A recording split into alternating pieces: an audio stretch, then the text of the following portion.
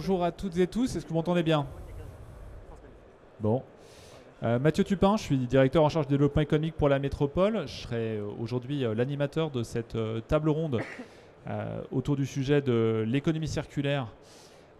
L'économie circulaire comme levier pour booster son activité. Je serai accompagné de 3 personnes qui se présenteront, Guillaume, Geoffrey et Thibaut. L'objectif dans le temps qui vient, c'est de pouvoir rapidement, puisque vous connaissez peut-être le sujet, vous présenter ce qu'est l'économie circulaire. Et puis après, avec les témoignages des 3 entreprises que je vais laisser se présenter, nous essaierons de répondre à 3 questions. La première, c'est comment les actions d'économie circulaire sont intégrées aujourd'hui dans la stratégie des entreprises. Pourquoi, et ce sera la deuxième question, ces acteurs sont venus effectivement sur la prise en compte de ces éléments-là. Et puis un troisième temps qui sera autour de quels sont les conseils, les stratégies qu'on peut donner à des acteurs qui voudraient se lancer dans une démarche similaire. Et bien sûr, on prendra un petit temps à la fin pour pouvoir échanger avec vous. Peut-être que je vais vous laisser vous présenter, messieurs. Allez, c'est parti. Eh bien, bonjour à tous et à toutes. Je suis Geoffrey Richard, je suis le directeur de l'économie circulaire chez Schneider Electric. Bonjour à tous, Guillaume Huguet, directeur RSE chez Mastergrid. Bonjour, moi je m'appelle Thibaut Detellier, je suis directeur d'une usine de tôlerie qui s'appelle Laser Technique qui est intégrée au groupe Arc Industrie Group. Merci. Alors pour resituer pour tout le monde, les éléments que vous avez là montrent en milliards de tonnes les extractions des ressources nationales, mondiales, avec l'augmentation extrêmement forte qui a été celle du XXe siècle, avec 6 milliards de tonnes au début des années 1900 à plus de 90 milliards de tonnes aujourd'hui, ce qui montre l'importance effectivement de la consommation des ressources. Avec un autre élément, et la carte est assez éclairante également, là on est sur les métaux rares, vous avez le phénomène de concentration de production de certains minerais où on voit que ils sont, on peut le dire, inégalement répartis puisque certains matériaux dont j'éviterai la lecture parfois, mais sont produits à 70, 80, 90% sur un seul lieu de production. Ce qui, pour n'importe quel industriel, représente un risque aussi en termes d'approvisionnement. Le principe aujourd'hui de l'économie, c'est une économie linéaire, puisqu'on parle effectivement de consommation de ressources naturelles avec essentiellement l'extraction, la transformation de ces produits qui sont extraits dans le processus industriel, leur distribution, leur utilisation et, in fine, pour la plupart d'entre eux, vont finir en déchets. Donc, c'est-à-dire que l'économie linéaire, c'est donc l'extraction de ressources naturelles pour aller vers de la production de déchets. L'économie circulaire, c'est un schéma inverse qui consiste effectivement à limiter la consommation et l'extraction et à chaque étape effectivement de la production pouvoir se poser la question de qu'est-ce qui est réparable, qu'est-ce qui peut être réutilisé, qu'est-ce qui peut être réemployé, qu'est-ce qui peut être recyclé pour sortir de cette vision linéaire de l'économie. On est sur une tendance qui est plutôt effectivement pas extrêmement dynamique. Ça, c'est le taux de circularité dans le monde qui est en diminution. Et aujourd'hui, pour resituer, on n'a que 7% des matières premières qui sont réintégrées dans l'économie après une première utilisation. Ce qui fait que la marge de progrès est énorme, puisqu'on l'a vu, si on revient sur la carte des matières premières, il y a un enjeu fondamental à faire en sorte de limiter l'extraction de ces matières, à la fois un enjeu environnemental, bien sûr, et puis un enjeu économique pour les acteurs qui sont concernés. Très rapidement, au niveau local, les acteurs de l'économie circulaire se mobilisent avec la création bientôt de Circulalp, qui sera effectivement une association qui va réunir l'ensemble des acteurs de l'économie circulaire sur le territoire. La métropole anime une démarche sur cette filière qui est importante pour nous et qui est complètement intégrée dans notre stratégie de développement économique. Nous avons effectivement un projet école qui fait l'objet d'un financement dont on pourra parler plus précisément tout à l'heure. Voilà, c'était un petit peu pour poser le cadre général. Donc, on va maintenant rentrer sur les témoignages avec une première question. Pourquoi effectivement, comment aujourd'hui l'économie circulaire est intégrée dans vos entreprises? Merci Mathieu. Je vais d'abord vous présenter le groupe Mastergrid avant de répondre à la question. Mastergrid, on est une entreprise expert des systèmes électriques. On est issu d'un spin-off de Siemens en 2019. Spin-off des activités de services et d'équipements haute tension issus de Merlin-Gérin. Je pense qu'il y a pas mal d'entre vous qui connaissent Merlin-Gérin parce que c'était un fleuron industriel grenoblois. Nous sommes présents sur toute la chaîne de valeur de l'énergie. Donc nos clients vont être des producteurs d'électricité, ils vont réaliser du transport de la distribution électrique. On va avoir aussi beaucoup de clients qui sont dans l'infrastructure et l'industrie et des gestionnaires d'infrastructures. Nous travaillons sur tous les niveaux de tension, donc de la très haute tension à la basse tension, sur des équipements qui vont être des disjoncteurs, des transformateurs, des onduleurs, des armoires moyenne tension.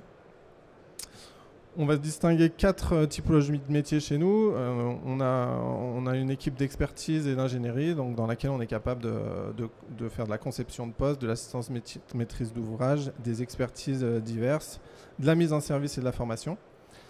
Nous produisons des équipements haute tension, toujours, donc sur notre site de Grenoble, des disjoncteurs, des sectionneurs. Et on a également une entité à Nantes qui produit des systèmes de confinement de gaz SF6, qui est un gaz qui est présent aujourd'hui dans la majorité des postes électriques dans le monde. Et j'y reviendrai tout à l'heure parce qu'il a un impact très important sur l'environnement. Notre cœur de métier, c'est la prolongation de durée de vie des équipements électriques. Et c'est pour ça qu'on est là aussi pour parler d'économie circulaire. Et à ce titre, on fait énormément de services. Donc on va chez nos clients faire de la maintenance, de la réparation, de la modernisation aussi des équipements électriques. Et on fait ça bien entendu dans nos ateliers pour lesquels on va réaliser du reconditionnement complet de matériel haute tension. Et enfin, notre dernier métier, c'est les solutions. Donc là, ça va être des projets clés en main sur lesquels on va faire toutes les études de conception jusqu'à la fabrication, la mise en service et le commissioning des postes électriques. Quelques chiffres quand même pour illustrer Mastergrid. Nous avons été créés en 2019. À l'origine, on était 120 collaborateurs. Aujourd'hui, on est 359. Enfin, hier, on était 359. Aujourd'hui, on est peut-être 360. Je ne sais pas, on a une forte croissance. Et on est passé d'un chiffre d'affaires de 30 millions d'euros en 2019 à cette année, on devrait avoisiner les 85 millions d'euros. Donc, une croissance conséquente. Nous avons des ateliers de production à Grenoble. Nous sommes un acteur engagé dans la décarbonation et dans la formation, et je vais y revenir dans un petit instant. À l'origine, nous avions un seul site qui était le site de Grenoble, qui est toujours notre siège social. Aujourd'hui, on a 11 agences en France et 11 agences, 11 filiales dans le monde. Notre positionnement est assez unique dans le domaine de la haute tension, puisqu'on est fabricant à l'origine, mais qu'on a une forte orientation service, et que c'est quelque chose qui nous tient vraiment à cœur, c'est d'avoir à la fois une expertise sur nos produits, mais aussi une flexibilité, une réactivité pour intervenir chez des clients qui ont besoin justement de cette rapidité et de cette flexibilité pour intervenir sur leurs installations. Nous sommes un acteur engagé. Notre cœur de métier, c'est de prolonger la durée de vie des équipements électriques, et donc on agit fortement dans la transition énergétique. Donc pour cela, bien entendu, la rénovation, la prolongation de durée de vie des équipements, l'innovation, qui est un aspect important aussi de notre filière, puisqu'il faut sortir justement de ce gaz SF6, mais également prolonger la durée de vie et donc rénover, parce que les besoins en transition énergétique sont extrêmement importants aujourd'hui.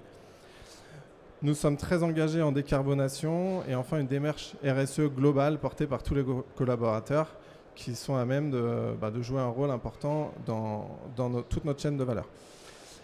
Notre démarche, elle s'est incarnée tout d'abord par la Convention des entreprises pour le climat qu'on a réalisée en 2021, donc qui était la première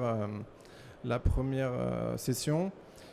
Ça a été un choc pour nos dirigeants, pour notre COMEX, qui ont pris conscience de l'importance de transformer notre entreprise et d'avoir un impact plus positif sur l'environnement.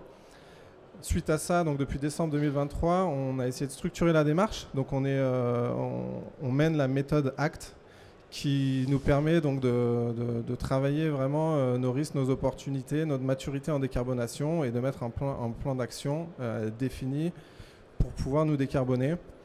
Et on va mesurer ça avec SBTI. Je pense que certains d'entre vous connaissent. C'est une démarche portée par l'ONU qui vise à monitorer la décarbonation des entreprises. Je crois que j'ai un petit peu fait le tour pour Mastergrid. Je vais laisser la parole à mes collègues. Merci Guillaume. Geoffrey ? Oui. ça la première. J'ai présenté l'entreprise et comment effectivement vous le faites au quotidien. Très bien. Eh bien, de nouveau, bonjour à tous et à toutes. Donc, Geoffrey Richard, Schneider Electric. Je vais présenter rapidement notre entreprise. Schneider Electric, avant toute chose, sa mission, c'est de permettre à chacun de tirer le meilleur parti de son énergie et de ses ressources en conciliant le progrès et le développement durable pour tous. Ça, c'est très important. C'est le cœur de métier de Schneider Electric, de décarboner les activités de nos clients, tant sur la phase d'usage d'un bâtiment que sur la phase d'utilisation de l'outil industriel. Et donc, c'est ce qu'on appelle chez Schneider Life is On, bien évidemment. Qui est Schneider? C'est une entreprise qui a été créée en 1836. On n'est pas tout jeune. Et donc, Schneider a deux métiers principaux. La partie Energy Management, qui pèse à peu près 80% de notre chiffre d'affaires, et la partie Industrial Automation. Qu'est-ce que c'est que ces gros mots? Eh bien, finalement, l'Energy Management, c'est l'électrification des usages et la digitalisation de l'énergie pour permettre l'optimisation de ses consommations, qu'elles soient dans le domaine du résidentiel, du tertiaire ou de l'industrie. Et enfin, la partie Industrial Automation, eh bien, c'est l'automatisation des process industriels pour pouvoir optimiser ces derniers, toujours avec pour objectif de réduire les consommations énergétiques. En ça, Schneider est le partenaire de sa chaîne de valeur pour décarboner les usages des clients.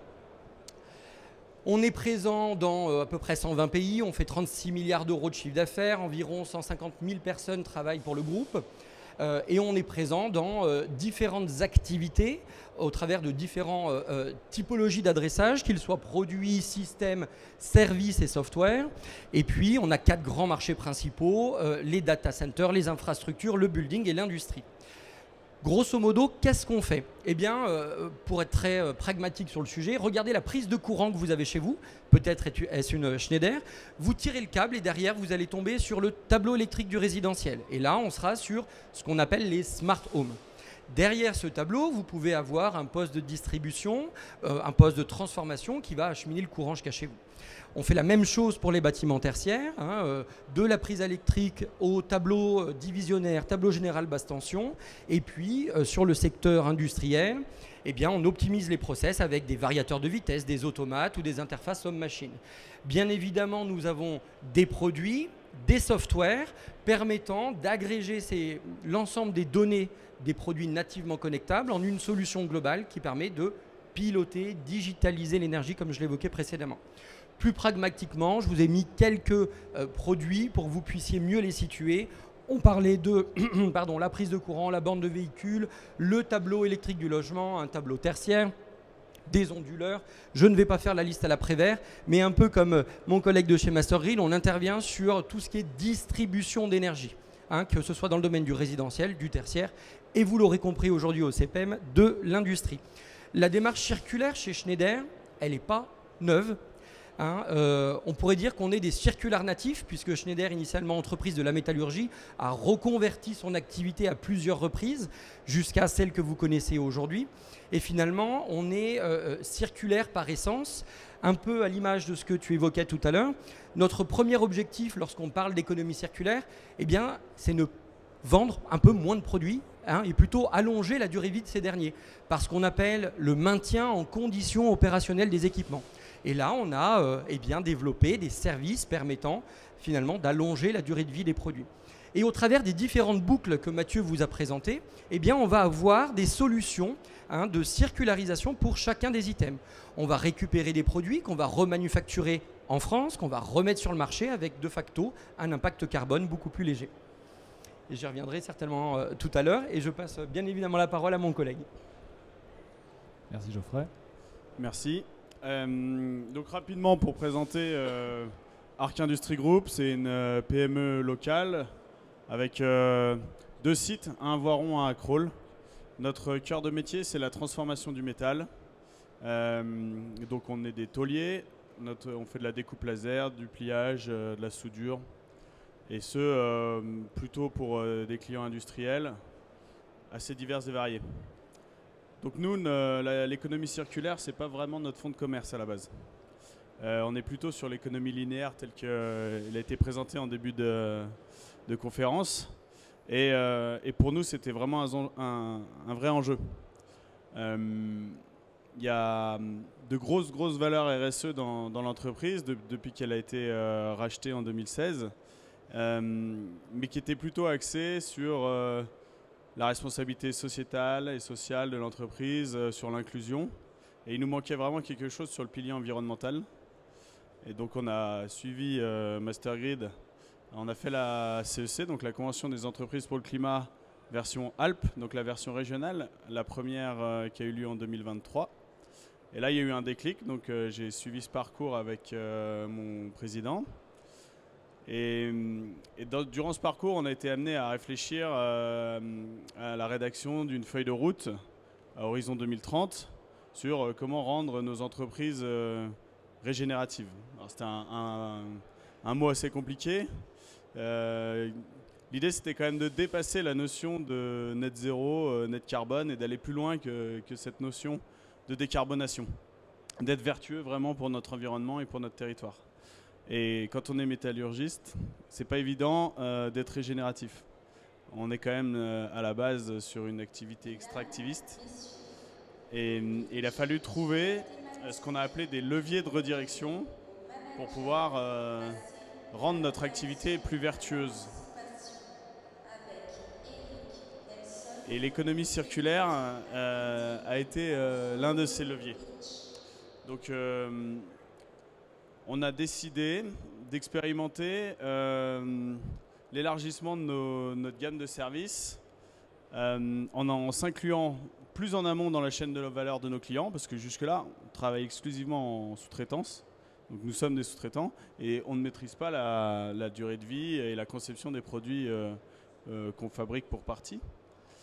Donc notre idée, c'était de s'inclure dès la conception des produits de nos clients, donc de travailler conjointement avec les bureaux d'études qui nous fournissent les produits à fabriquer. Donc on a appelé ça la co-éco-conception.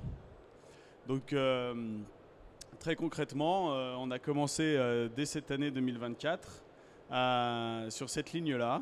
Notre objectif, c'était d'un point de vue purement industriel, d'optimiser la fabrication des produits, mais ensuite d'optimiser aussi leur réparabilité et leur durée de vie. Donc de travailler vraiment main dans la main avec nos clients pour avoir des produits plus vertueux, plus durables et plus faciles à concevoir. Et on a décidé aussi de s'inclure plus en aval dans leur chaîne de valeur. C'est-à-dire qu'aujourd'hui, on propose de l'intégration. Et on est capable, sur des lignes de montage qui ont été mises en place sur cette année, de faire de l'intégration complète. Donc c'est-à-dire que là où on fabriquait que des sous-ensembles pour nos clients, voire des pièces qui seraient assemblées sur leur ligne de montage, aujourd'hui, on est à même de fabriquer des produits complets. Et l'intérêt pour nous de maîtriser la conception et l'assemblage, c'était de pouvoir se positionner d'ores et déjà sur la durée de vie de ces produits-là. Et demain, quand dans 5 ans, 10 ans, ces produits-là auront besoin d'être rétrofités, améliorés, réparés, comme on maîtrise l'assemblage, on pourra maîtriser le désassemblage et assurer comme ça la fameuse circularité de ces produits-là. Donc pour nous, l'économie circulaire, c'était effectivement un levier pour améliorer, optimiser l'aspect régénératif de notre entreprise. Mais on ne va pas se mentir, économiquement parlant, ce levier de redirection nous a permis d'aller chercher des nouveaux marchés, d'apporter plus de valeur ajoutée à notre prestation et du coup d'avoir un deal gagnant-gagnant. Merci beaucoup. Alors c'est effectivement sur cette question de pourquoi vous êtes parti dans l'économie circulaire. Finalement, il y a des réponses qui sont assez différentes entre vos 3 exemples. Alors il y a cette prise de conscience qu'on sent très forte après le passage de la Convention d'entreprise pour le climat. Il y a des éléments plus historiques. Pour revenir sur l'Acer Technique peut-être, est-ce qu'aujourd'hui dans votre relation client, c'est un élément que vous arrivez à mettre en avant comme étant un élément effectivement marketing ou qui permet effectivement de répondre à y compris la perception qu'ont vos clients de cet élément-là? Est-ce qu'aujourd'hui on vous demande de l'économie circulaire? Alors très clairement, on en parlait encore ce matin en Comex, non seulement c'est quelque chose que les clients regardent de plus en plus, mais c'est quelque chose qui va nous être de plus en plus imposé. Vous savez que toutes les grandes entreprises vont être soumises à la CSRD d'ici quelques semaines. Et même si nous, PME, on n'est pas du tout encore concernés, ben, on l'aide très indirectement et en fait, j'ai envie de dire même assez directement. Nous, les grands comptes, les grands donneurs d'ordre qui sont nos clients aujourd'hui, s'attendent à ce qu'on ait des comportements assez similaires aux leurs sur nos indicateurs extra-financiers. Donc ce qui veut dire que c'est évidemment un argument de vente d'avancer dans l'économie circulaire, mais c'est aussi un argument de survie, parce que demain, si ces grands donneurs d'ordre, eh ben, ils ne trouvent pas chez leurs fournisseurs, et même chez leurs petits fournisseurs comme nous, une démarche proactive en termes de décarbonation et d'amélioration de nos indicateurs RSE, eh ben, on va sortir de leur panel tout bonnement. Vous voulez peut-être compléter, Geoffrey, Guillaume, sur cette partie-là? Un petit peu, effectivement, les éléments de motivation sur le fait de s'enclencher, on l'a compris. Et puis, dans quelle mesure ça répond aussi pour vous à des impératifs business? Tout à fait, tout à fait. Alors nous, on a initié l'économie circulaire, on va dire presque de façon native par rapport à notre activité. Puisqu'on a une activité de service aux équipements électriques haute tension, on a la chance, j'ai envie de dire, que nos équipements sont installés dans des endroits stratégiques. Pour nos clients, ça va être en sortie de centrale nucléaire, de barrage ou sur des réseaux électriques pour lesquels ça va être compliqué d'aller changer les équipements. Et donc, par la force des choses, pendant des années et des années, on s'est expertisé dans la rénovation, le reconditionnement et la modernisation de ces équipements. Et puis, petit à petit, les demandes clients sont devenues de plus en plus accrues dans ces sujets-là. Avec régulièrement, nos clients nous ont envoyé du matériel à reconditionner. Et donc, par la force des choses, on est devenu expert un petit peu dans tous nos métiers sur l'économie circulaire. Ça va être d'un point de vue chantier pour être en capacité de démonter du matériel sans l'endommager, bien entendu dans nos ateliers, sur nos outillages, dans nos achats, pour également aller sourcer des sous-traitants en capacité de nous aider dans le reconditionnement, mais aussi de prolonger la durée de vie, à savoir acheter en permanence des pièces, des composants qui sont peut-être issus d'un design d'il y a 40 ans, mais qu'il faut être en capacité de refaire aujourd'hui. Donc vraiment, l'impulsion, elle vient de notre business et notre objectif qui est de prolonger la durée de vie et donc de nos demandes clients. Après, la deuxième chose, on en a parlé tout à l'heure, c'était la conviction. Là, c'est très important vraiment d'avoir une conviction qui vient de la part de nos dirigeants. Et donc, on a fait la convention des entreprises pour le climat, comme je disais tout à l'heure, ça a été un choc. Suite à ça, on s'est engagé parce qu'on s'est rendu compte qu'on avait besoin d'aller plus loin. Là, on avait eu vraiment un choc et une prise de conscience qui était conséquente, mais il fallait la mettre en marche et la structurer, d'où la méthode ACT. Et pour faire la méthode ACT et SBTI, il faut faire un bilan carbone qui soit vraiment précis et auditable. Et quand on fait notre bilan carbone, on se rend compte de l'impact qu'on a sur l'achat de matières premières, qui est vraiment conséquent. Et les ordres de grandeur qu'on a pour venir nous décarboner. Et donc forcément, cet impact, on cherche à le diminuer. Et comment le faire? Eh bien, via l'économie circulaire. Très bien, merci beaucoup. Écoute, Schneider, des éléments à rajouter, Geoffrey? Alors nous, on traduit ça, le pourquoi de l'économie circulaire, très simplement au travers de 5 grands C. Et je vais rejoindre mon collègue en parlant de conviction. L'histoire a démarré par là, 2001, développement de la première politique RSE de Schneider, où on a déjà intégré des préceptes d'économie circulaire. Donc le premier, c'est la conviction que le développement durable sera en 2001 un différenciateur à l'avenir, et ça nous a donné raison aujourd'hui. 2, les engagements climatiques. On a quand même pris les États au travers des COP et des différents Grenelles, des engagements de réduction des émissions de CO2 pour limiter le réchauffement climatique. Le troisième C, c'est des règles assez simples à retenir, eh bien, ce sont nos clients. On parlait du business. Alors, je tiens à vous le dire, hein, c'est pas une menace, c'est une promesse. Si nous ne circularisons pas une partie de nos activités, on va se couper d'une part du business. Exemple très simple, les JO qui sont passés en 2024, ils avaient 2 critères, le prix, les émissions carbone. Si un des deux n'était pas au rendez-vous, vous n'aviez pas le marché. Deuxième exemple, qui lie au 4e C, qui est celui de la conformité aux réglementations, vous avez aujourd'hui la loi AGEC, anti-gaspillage pour une économie circulaire. Si vous voulez répondre à un appel d'offres, les appels d'offres publics d'État, on vous dit vous devez avoir 20% de produits circulaires. Si vous n'en avez pas, vous ne savez plus répondre. Donc l'économie circulaire, au-delà d'apporter de l'add-on ou du business additionnel, vous permet surtout de ne pas en louper. Et donc c'est le fameux 4e C, conformité aux réglementations. On a eu ces dernières années une vague réglementaire qui va être remplacé par un nouveau tsunami de réglementation à l'échelle française, mais plus seulement. C'est plus seulement un sujet endémique à la France qui est relativement en avance sur l'économie circulaire, mais c'est un sujet européen et même international. Et le dernier, mes collègues l'évoquaient, ce sont les coûts. Vous l'avez également évoqué, tu l'as également évoqué, pardon Mathieu, une inflation record des coûts en 2020-2021. Et quand on voit la consommation croissante des besoins en matières premières, notamment liés à l'électrification des usages, on peut très facilement se dire que l'inflation n'est pas terminée. Surtout quand on sait que, par exemple, en 2030, on nous annonce des pénuries de cuivre.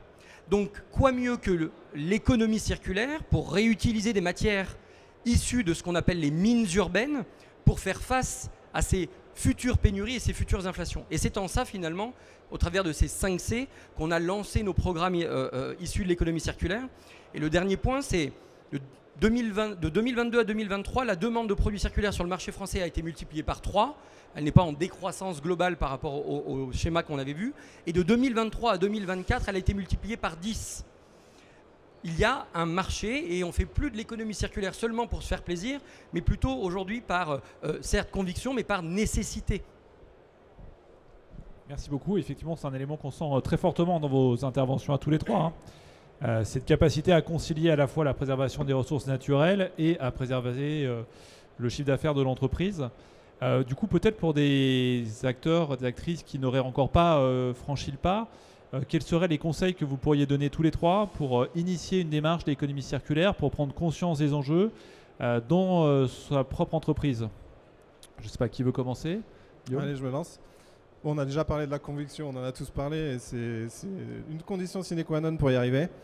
Moi, ce qui me tient à cœur pour structurer notre économie circulaire chez MasterGrid, et c'est la façon dont on arrive à le développer, c'est d'avoir vraiment tout l'écosystème, à la fois en interne et en externe, qui soit impliqué. Ça veut dire tous les corps de métier. En fait, on ne peut pas être un expert en rénovation et se dire on fait de l'économie circulaire. Ça ne suffit pas. Il va falloir le service technique, les achats, la logistique, les équipes chantier, les équipes de prod. Il faut vraiment que tout l'écosystème puisse s'impliquer. Et quand on travaille ces sujets-là dans le détail, de se dire comment on va reconditionner, comment on va réaliser l'économie circulaire, on se rend compte qu'il y a des risques et des opportunités dans tous ces métiers. Et c'est pour ça qu'il faut vraiment prendre toute la chaîne de valeur de l'entreprise pour réussir sa démarche de transformation et de réalisation d'économie circulaire. Merci. Thibaut? Alors, pour aller vers l'économie circulaire, pour ceux qui sont encore un peu en dilettante, moi je reformulerai effectivement ce qui a déjà été dit par Geoffrey, Mathieu, c'est de l'anticipation, pure et simple. Pour pallier effectivement le manque de matières premières et de ressources auxquelles on va indéniablement faire face dans les prochaines années, et aussi pour pouvoir s'adapter au marché qui est clairement en pleine évolution et sur lequel on n'aura évidemment aucune place si on ne s'adapte pas. Quelques éléments complémentaires. La conviction, c'est nécessaire, et cette conviction doit amener à une intention stratégique. Qu'est-ce que je veux faire réellement pour dynamiser l'économie circulaire? Et puis le premier point, parce qu'on parle d'économie circulaire, on met des grands mots, mais je vous invite à faire un audit déjà chez vous, puisque je suis certain que les professionnels que vous êtes font déjà de l'économie circulaire sans forcément en avoir conscience. Et ce sujet, finalement, quand on regarde des partenaires comme Sonepar, distributeurs qui font aussi de l'économie circulaire, sans forcément le nommer ainsi, eh bien, mettez en lumière les actions que vous faites et posez-vous la question de comment est-ce que je peux les intensifier au travers de la boucle que Mathieu nous a présentée tout à l'heure. Est-ce que je peux consommer moins? Est-ce que je peux allonger la durée de vie de mes produits? Est-ce que je peux peut-être réparer les produits? Et ces simples actions-là vont vous emmener déjà vers le chemin de l'économie circulaire. Mais rien ne peut se faire si vous n'avez pas cette conviction et cette intention stratégique de vouloir, puisque à un moment donné de l'équation, si vous le faites par obligation, ça va se voir. Oui, tout à fait. Du coup, ça permet effectivement de vous passer la parole. Je ne sais pas si parmi vous, il y en a certaines ou certains qui souhaitent poser des questions à nos intervenants, partager une expérience intéressante. Si c'est le cas, la parole est à vous. Je vous laisse vous présenter. Bonjour, du coup, donc je suis Maya Fontaine, je travaille chez Keos. On est une plateforme qui fait du réemploi de pièces de maintenance industrielle. Et donc du coup, vous parliez tout à l'heure effectivement de prolonger la durée de vie de vos équipements. Est-ce que vous avez identifié donc, des solutions similaires à la nôtre, par exemple, que vous pourriez mettre en place dans vos entreprises. Et ma deuxième question, c'est du coup par rapport à toutes les initiatives liées au CRDS, quel type d'informations vous souhaiteriez avoir concernant votre impact carbone dans ces démarches? Alors, merci pour votre question, c'est très clair. Je vais répondre du coup à la première et puis ensuite on verra la deuxième. Il y a deux stratégies que vous pouvez employer concernant l'économie circulaire. Soit je me dis j'ai les capacités en interne de le faire et on va faire ce qu'on appelle du make. On a les personnes, les outils, la data et le bon IT, bon système informatique pour le faire. Dans ce cas-là, on internalisera les mouvements de l'économie, enfin les différents mouvements, les différentes boucles de l'économie circulaire.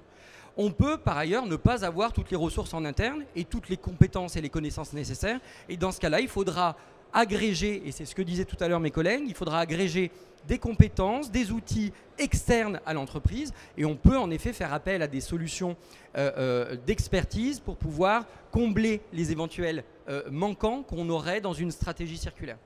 Votre deuxième point, c'est la donnée. Là, on a un vrai problème quand même sur le sujet. Traçabilité de la donnée. Un produit qui a été un post-transfo qui aurait été mis à 60 ans, si on n'en a pas assuré la maintenance, on en perd la visibilité. Donc il y a un moment donné, nous industriels, ensemble, on va devoir se poser la question de quelle est la donnée nécessaire pour qu'on puisse assurer une traçabilité optimale du produit. Et le deuxième point sur cette donnée, il n'y a pas de consensus juridique. Quand vous parlez de produits neufs, on parle d'ACV, d'analyse de cycle de vie du produit. On a un bilan carbone, on peut avoir une fiche FDES ou une fiche PEP, le passeport en gros du produit et de ses émissions carbone. Quand on parle d'économie circulaire, il n'y a rien. Il n'y a rien. Et par ailleurs, on parlait de la définition tout à l'heure de l'économie circulaire. Et là aussi, il y a un vrai débat de fond. C'est une définition consensuelle, ce n'est pas une définition juridique. Donc il y a un vrai sujet de filière qui vise aussi à asseoir une définition pour laquelle nous permettra d'avoir les bonnes données à exploiter.